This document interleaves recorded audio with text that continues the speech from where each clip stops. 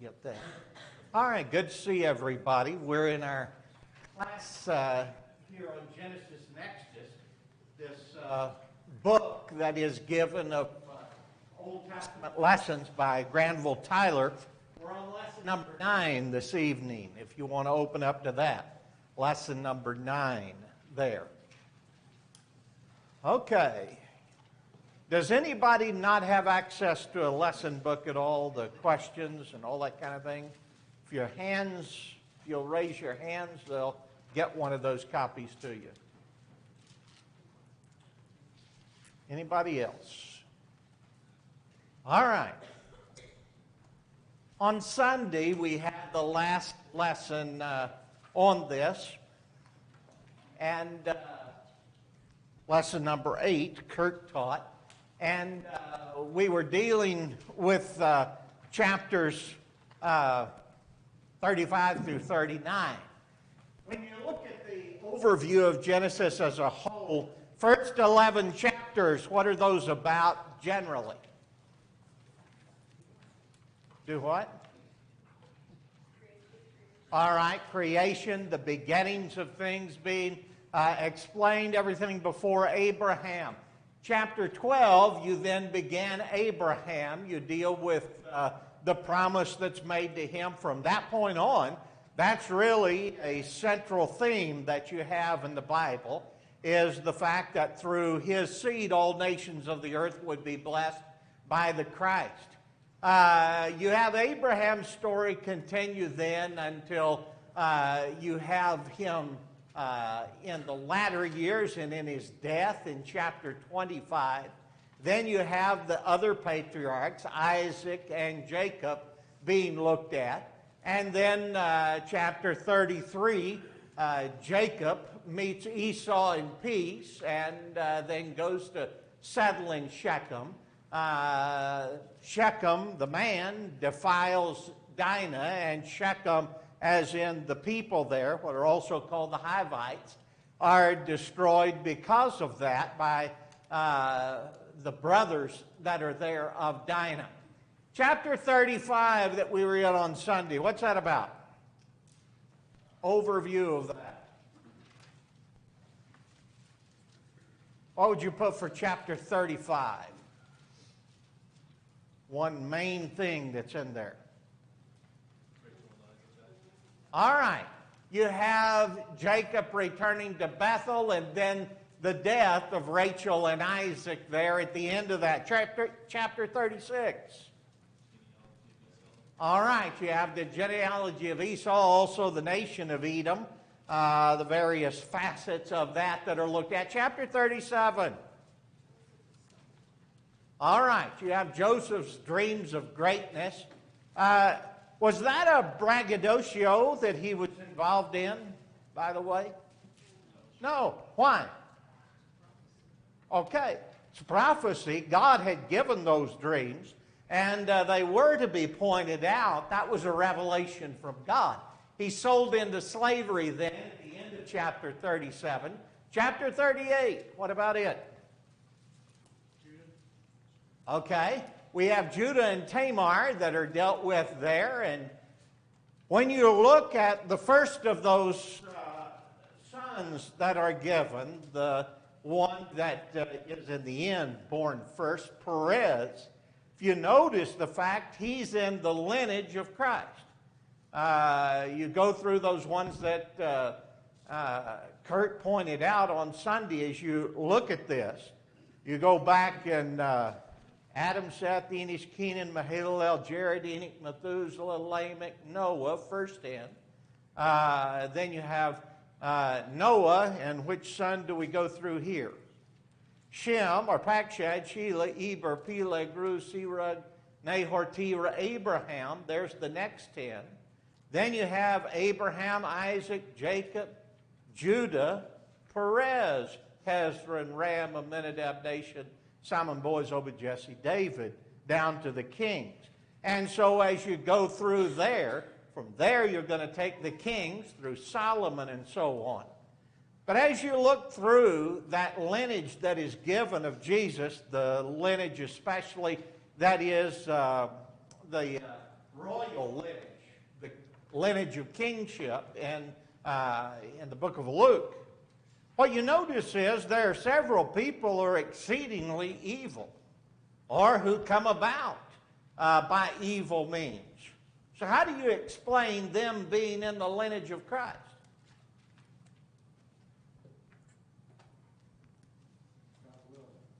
Okay. The assumption I'm making, and I'm trying to get you to bite on there, is what? That everybody that's in the lineage of Christ ought to be a little bit higher and holier.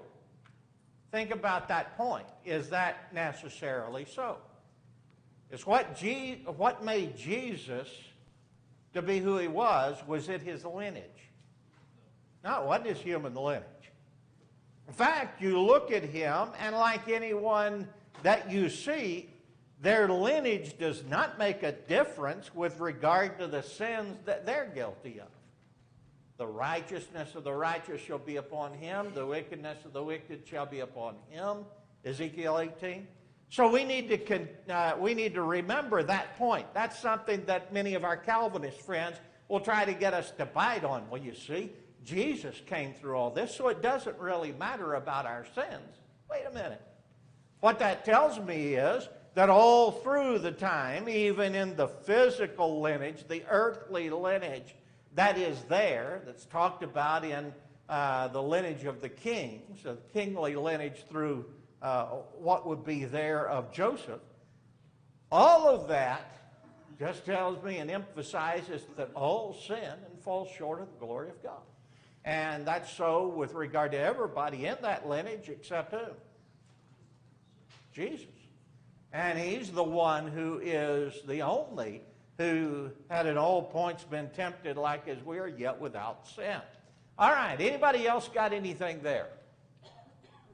Chapter 39, dealing with Joseph becoming over Potiphar's house, everything that he had being blessed because of that, and then Potiphar's wife, whatever her name is, Mrs. Potiphar, has him thrown into jail because of a false charge. Now we're ready to start with chapter 40 through 45 tonight. Let's go to 40. We have the butler and the baker and their dreams interpreted by Joseph. What were the butler and baker's dreams? Butler first. We had a vine with how many branches? 3. What did it have on it? Grapes that were ripe, and what did he do? Squeezed them. It went into the king's cup, and he drank from that. What did Joseph tell him that meant? 3 days, and he would be restored to that place as a butler. How about the baker? 3 baskets. What they have in them? Bread and other things that were there. And what happened to those 3 baskets that he had on his head? Birds came and they ate all that stuff up. And what'd that mean? All right, 3 days, and what would happen? All right, he'll be hung, and the birds would do what? Eat his flesh. All right. Nice, delicate story there to start out for this evening, right after supper. All right, and so you have that as the story that is given, and what happens from that? All right, both of them happened exactly like he said. What was the point of that? What was intended from that? It's given you at the very end of the chapter. What does he tell that butler? Okay. Why didn't he tell the baker that? So he wasn't going to be around. And he tells the butler that you remember this, and when it comes time, you tell Pharaoh about this. How long did it take him? 2 years. All right, 2 years. We find out that's in the first part of the next chapter, right? Okay, now we go to chapter 41. We got Pharaoh's dream. Tell me about Pharaoh's dream, somebody. It's actually 2 dreams. All right. We got the cows that are there. They got 7 that are fat, right? Got 7 that are lean, skinny cows. And what do? The skinny cows eat the fatter cows, and do they show the effect of that? All right, they don't change. I need some of those cows, if anybody knows where they are. But you have this being pointed out in the first dream. How about the second dream? All right, we got 7 ears, or a stalk with 7 heads of grain, depending on which way you're going to translate that. Now, what comes up? There's 7 that are fat, they're full, and then there's 7 that what? All right, they're thin. What happens with those?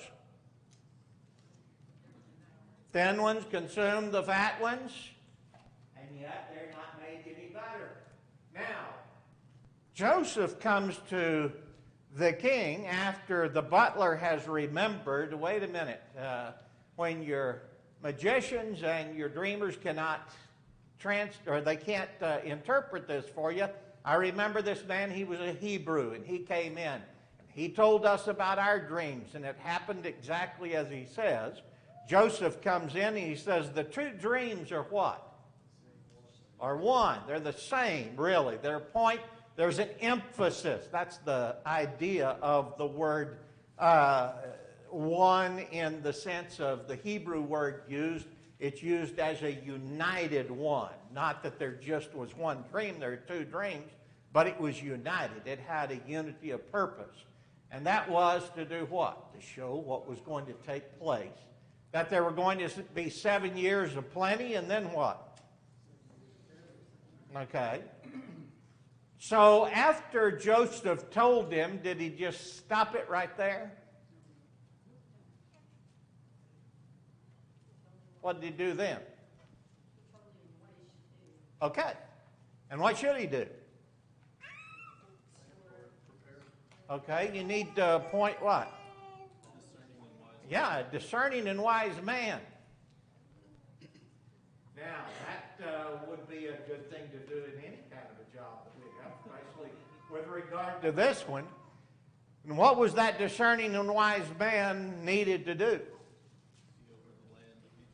Okay, be over that land. There were going to be 7 years of plenty. There would be more than enough. So what do? You take from the plenteous years, you save up for the time when there's going to be a famine, and you'll be able to make it through. And then what happens after that? They come and they buy. They buy from whom? From the Pharaoh, from Egypt. And not only do the people buy from that, after they had made this storehouse, who else would come? All right, those who are foreigners. Now, what kind of advantage would that be giving to Pharaoh?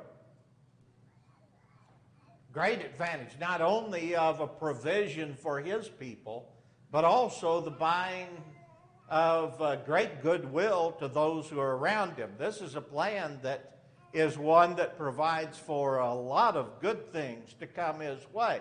And the provisions that are made are to that end. Okay, anybody else got anything there on that? Anything else that somebody want to bring out? Well, just that Joseph always gave God the credit. Okay. From the start. Good point. That's something I should have done before. I wanted to bring that out. And each time he had told the butler and the baker that this came from whom? Came from God. And then he tells Pharaoh the same thing, that this came from God, and that in each case he was a Hebrew, a man of God, who had been brought to this land, sold into slavery, not guilty of any wrong that was there. What does that do? Helps to explain why he's here, and he's not just any common criminal that's in prison. He's in prison, and yet one that has shown great stewardship while he's been there, and he got there in a means that was because of wrong done by others, not by himself. Anything else? Appreciate y'all bringing that out that I forgot to deal with there. All right, next one.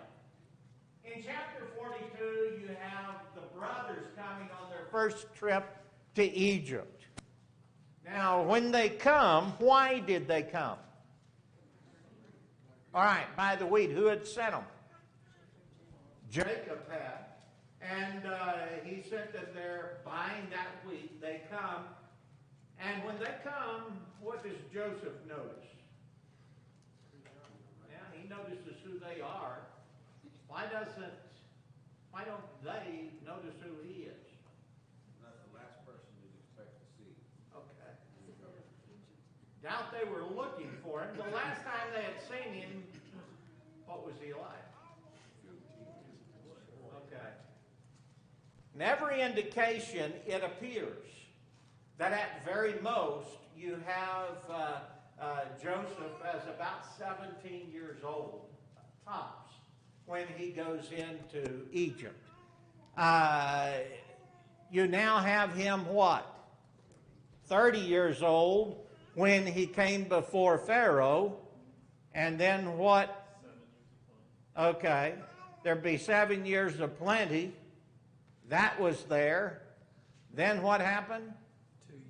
He tells them at the end of this 2 years, you're at 5 years, you still will have this famine going on. So do the math, and you've got that all together. Shay, you can do that math, right? Okay.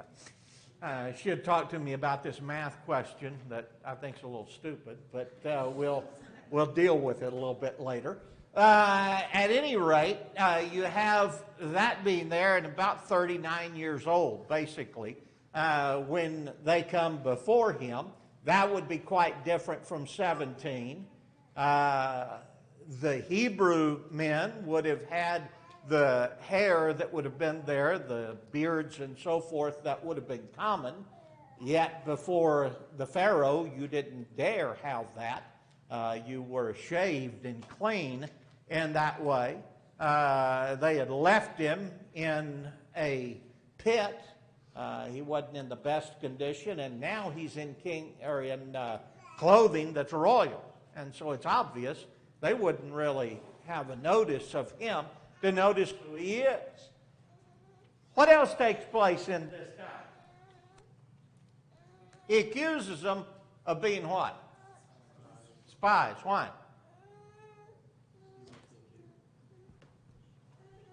They're from a different land. And he's trying to get a way of testing, of trying them. They said, no, we're not spies. We're brothers. We're 12 brothers. Now, what did that open up? Okay, not 12 of them here, so what happened there? And what's the explanation of that? One is not. The Hebrew of that is kind of a point of he does not exist. He does not continue. In other words, very clearly, he's dead is the point. It's a necessary conclusion to that. The other one is the young one that is the favorite of the father.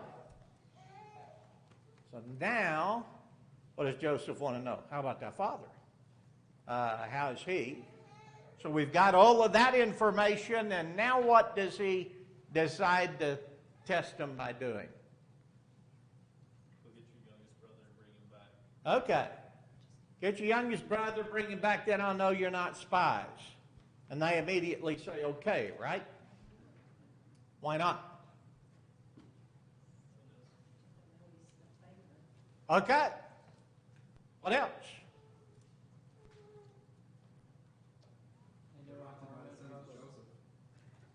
Pardon me? They're haunted by the sins of Joseph. Okay. Well, he put them all in jail. All right. You recognize that they are ones who see this is happening. They immediately connect what they had done wrong before with this.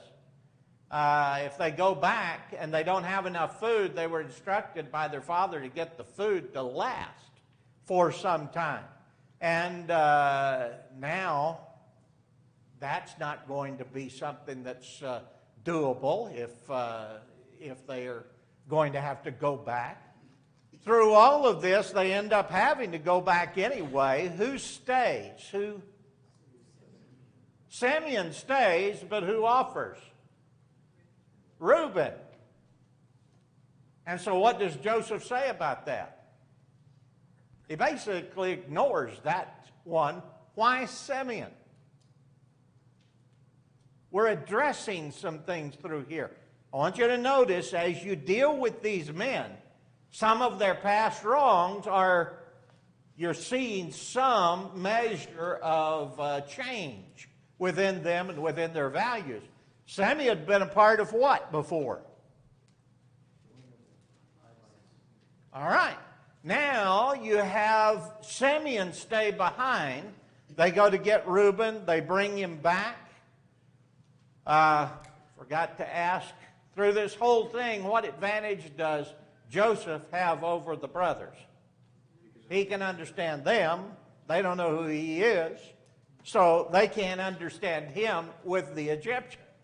Now, when you have them come back with Reuben, how'd that happen? Did Jacob just gladly give up Reuben? Benjamin. What did I say? Oh, that's right. No, not Reuben. Benjamin. Okay. Hey, I'm old. Okay. He didn't gladly give up Benjamin. Why did he give him up to do this?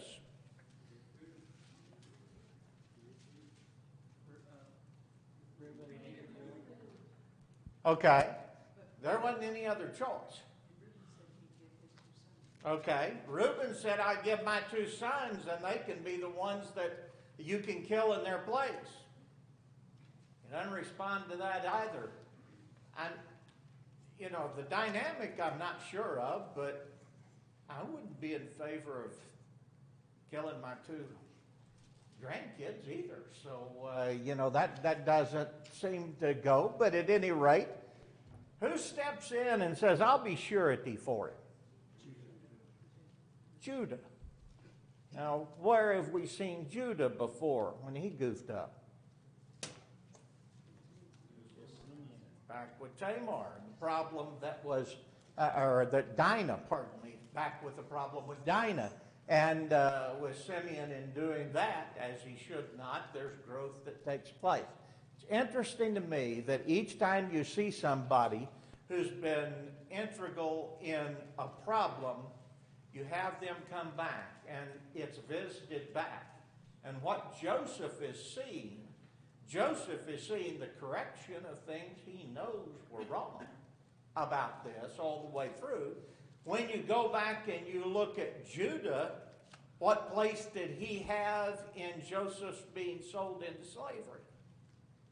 Chief part of it. Reuben didn't want to do anything. He wanted to release him back to the father. Judah was wanting some money out of this and pushed it to be done quickly to sell him to those who were the Midianites.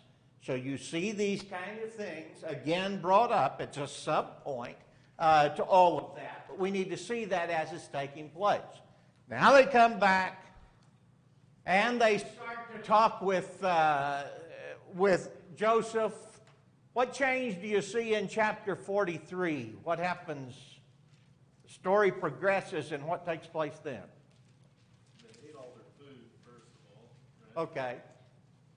All right. They'd eaten all their food. They come back with Benjamin, and now how are they received this second time? By Joseph.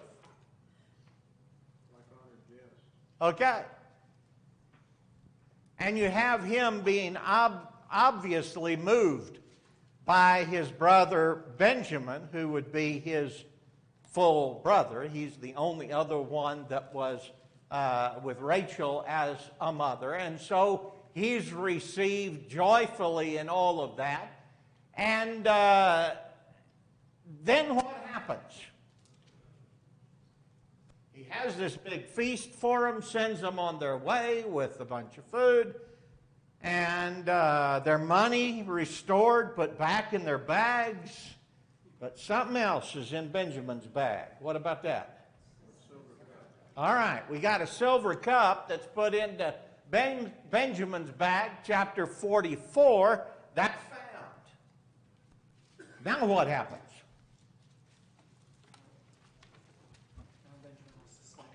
Okay, they come back there, and what's the point that's been made while they're out there?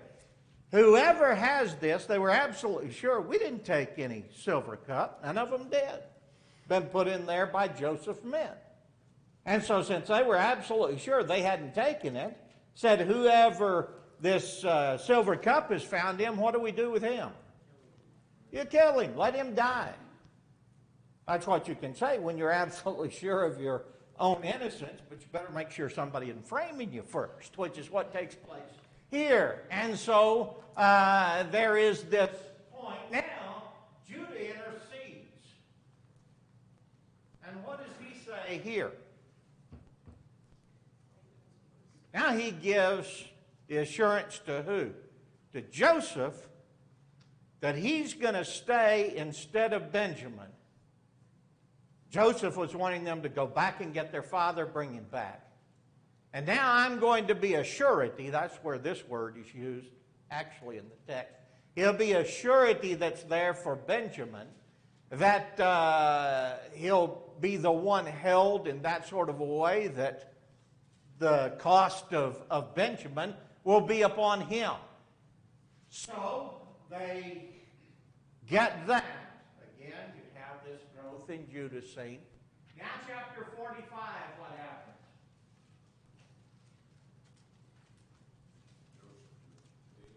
All right. Joseph reveals himself. And this is a touching statement of what had taken place. When he saw the fact that they were saying this will kill our dad, his life is wrapped up in that of his son Benjamin. You can't take him away too. He's already lost Joseph, all of that. Now, Joseph, having tested them, sees what's different. Did he see the same character in these guys that he saw in his brothers when he was sold into slavery or growing up? Much more selfless instead of selfish.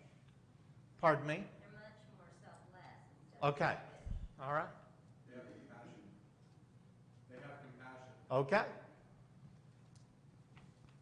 The point of it is, this has happened to us because of what we did. There's a recognition of their guilt and some things here that make it clear they're not worried about themselves.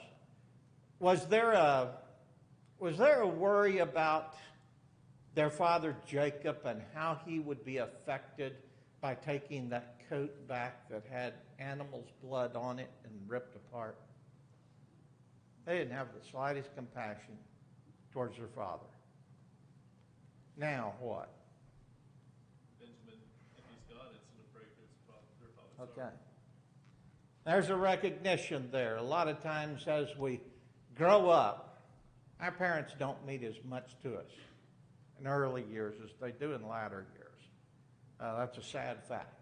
But I see it in my own life. I see it in others as well. But you recognize the value that takes place there, and there's that greater empathy for your parents, that not wanting to see them suffer, to take that upon yourself, and that growth is seen in these. There's another hand up that I saw. Is anybody? Okay, go ahead, David. But also, they talk about this is because of what we've done. They've kept that secret for a long time. And you see it weighing heavy, and they're like, this is all because of us. Yeah. And I see the remorse in it. Then the pleading to not let this happen again.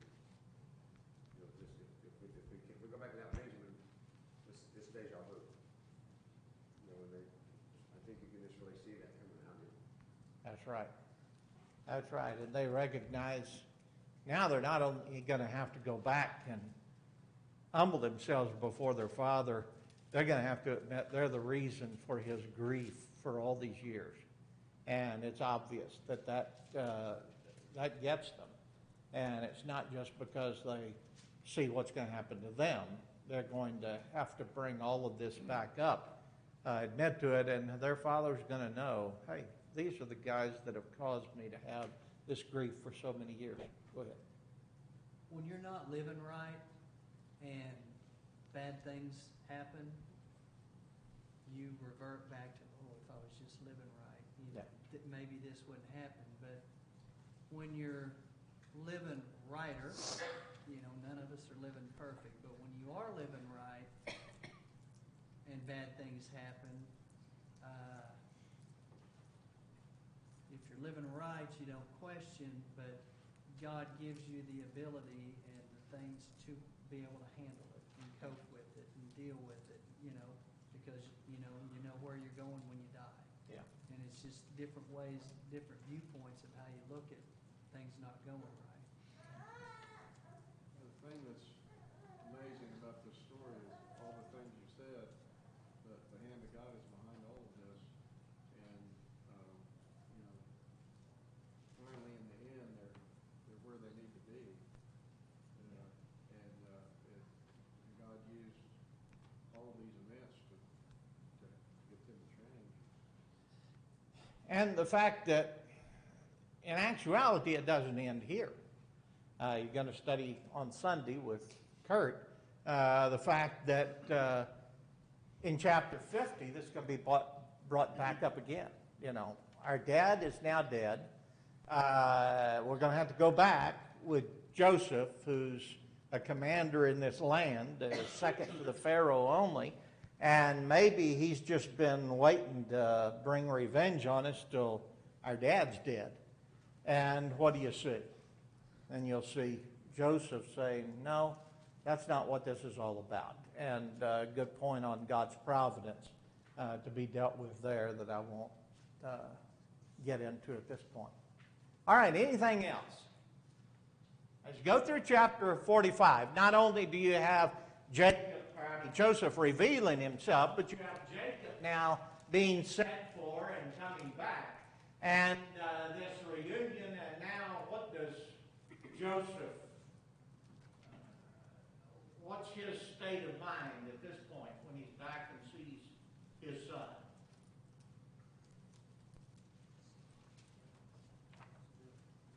Back and sees Joseph, what is he? Now I'm ready to what? Now I'm ready to die in peace. Just to see him was such a relief that's there. Nobody, I don't think, who has not lost a child, either in death or in betrayal or whatever else there, to where there's no contact any longer. Nobody who hasn't had that can understand all of the sense of it, but any of us who have gone through those things, and those who've had it more than once to go through, even more so, can recognize the heartache that all of those years have had. And now, if you had just one more opportunity to see it, what a joy. And that's what Jacob is given, is that joy of one more time. I can see him, and now I'm ready to die. That's at the same time both heart-wrenching and joyful, all at one time, simply because of the change in the attitude and in the level of contentedness that Jacob has at this point. Anybody else got anything there? And the same with Joseph. He didn't know True. for years whether his daddy was dead or not. Right. And just think if you got to see your daddy again. That's right. That's for sure. All right. Before I get kind of weepy, let's go down here. Okay. Chapter 40. What's that about?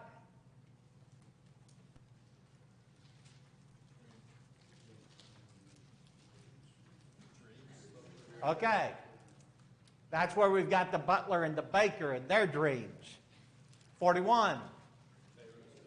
Pharaoh's dreams and Joseph's interpretation of it. His promotion there. 42. All right, brothers take the first trip to Egypt. 43. Okay, that's the brothers' return with Benjamin to Egypt. 44. There you have Joseph's cup found with Benjamin. Judah intercedes. 45. Joseph reveals himself and they send for Jacob to have him come back. All right, anybody got anything there? Let's look at a few of the questions real quick. Why was Pharaoh given two similar dreams? What did it provide for?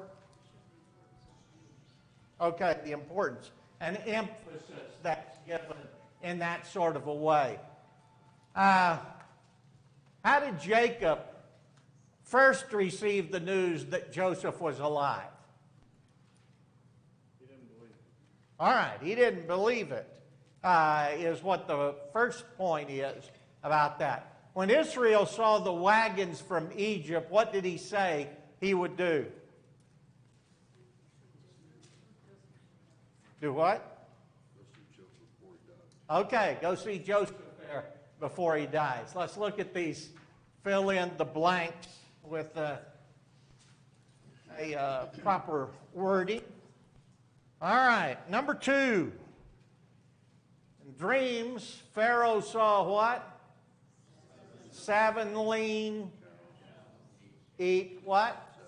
7 fat cows. And he saw what? 7 thin ears of corn or grain devour 7 rank or lean ears. Okay. Let's go to number 8. Who is it that told Joseph that their father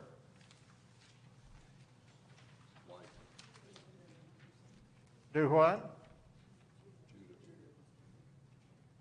No wonder, that's on the next page. I couldn't find it. All right. Get with it, Harry. All right, you have Judah told Joseph that his father's life is bound up in the lad's life. Okay.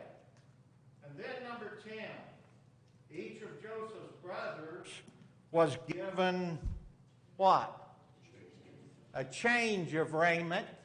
There's some question about whether that should be translated 2 or 1, but I won't get into that. Either way, what's the difference in Benjamin? He received what?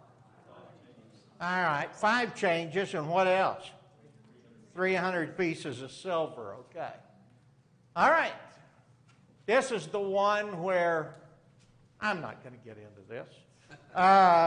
You're supposed to add and subtract and divide and multiply and all that kind of stuff.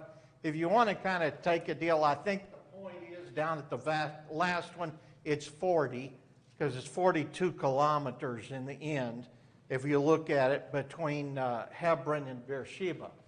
I don't know why you come up with that in kilometers, but there's a lot of things I wonder about with this question. Okay. Joseph shaved before going to interpret Pharaoh's dream. True, okay. After consuming the fat kind, the lean were full in fat.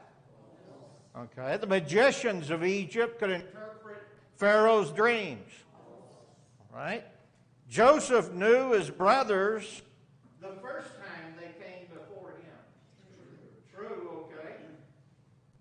6, Joseph never wept in dealing with his brothers until he saw Benjamin. All right, false, 42:24, if you wondered about that. We are told that in Egypt, Jacob's sons washed their feet. All right, true. Where's that? 43:24. All right. Judah refers to Joseph as being dead in his plea for Benjamin. Right, true, 42:36. The famine was half gone when Judah's people came to Egypt. How much was it? 2 out of 7, right? Okay. Pharaoh was displeased when Joseph's brothers came to Egypt. All right, false. 45:16 and following makes that point. The extra credit one. At the second time Joseph made known to his brethren, who said at the second time Joseph was made known to his brethren? Stephen, where? All right, 7 verse 13. Anybody else got anything on these? I want to ask you something. With the setup of the story, where are we now? Is that the second one? Forget it. We'll talk about that maybe next time. But look at this. We're all the way ready to have the promises continue on into Egypt. We're getting ourselves ready for this exodus to take place, coming back out of Egypt. Think about the promises that were made, how long they were in. The promise is you're going to have 3 generations that are in Egypt, that are living in